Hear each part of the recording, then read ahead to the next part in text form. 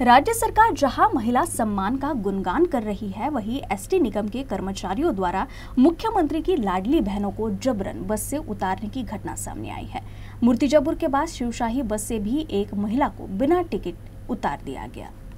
वडाली देशमुख की 4 महिलाएं तिरोडा अकोट बस में बैठी थी। तब कंडक्टर आर वाघमारे ने टिकट मशीन खराब होने का हवाला देकर उन्हें जबरन अमरावती के पास उतार दिया।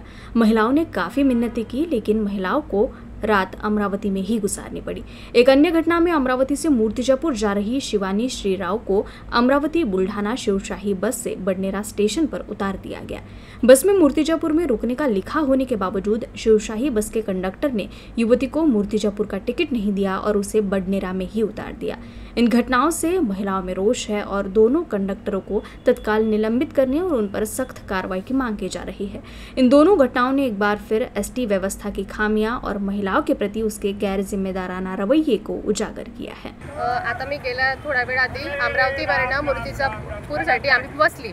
आता मी गेल्या 7 वर्षापासून प्रवास करते, म्हणजे माझा रोजचा अपडाऊन आहे। आणि मी शिवशाहीमध्ये बसल्यानंतर जे कंडक्टर होते त्यांना मी तिकीट मागितली। जसं सहज आपण तिकीट मागतो तशीच म्हटलं की मला तिकीट हवी आहे मूर्तिजापूरची। आता तुम्ही मला सांगा, या बसमध्ये इथे लिहिलेलं आहे की मूर्तिजापूर अकोला बुलढाणा, मग हे जर लिहिलेलं आहे तर मी ऑब्वियस याच्यात बसणारच।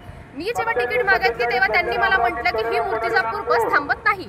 मग मी त्याला जेव्हा विचारलं की बा का नाही थांबत, तिथं तर लिहिलं आहे, तर म्हणे वो पाटी पे मत जाओ बोले आप। बरं ठीक आहे, मी तरी पण त्यांचं सहन केलं आणि 17 रुपये देऊन मी तिकीट काढली बडनेरापर्यंत। अमरावतीवरून बडनेरा तिकीट काढली आणि मग मी उतरून गेली। जेव्हा मी ती पाटी पाहायसाठी रिटर्न गेली की मला वाटलं की कदाचित त्यांचं खरंच बरोबर असेल, माझी चुकी असेल, पण ती माझी चुकी नव्हती।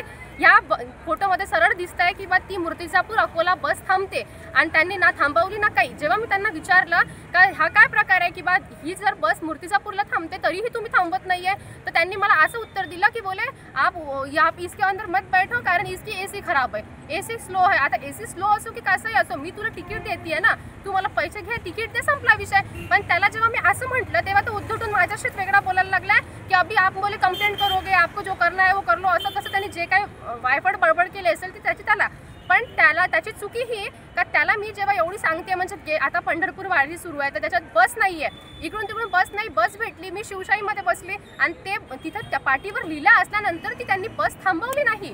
माझं एवढं म्हणणं आहे की तुम्ही समजा रस्त्यानं तुम्ही गाडी नाही थांबली, तुम्ही कोल्हापूरला नाही थांबली, दर्यापूरला नव्हती थांबायला पाहिजे नाही।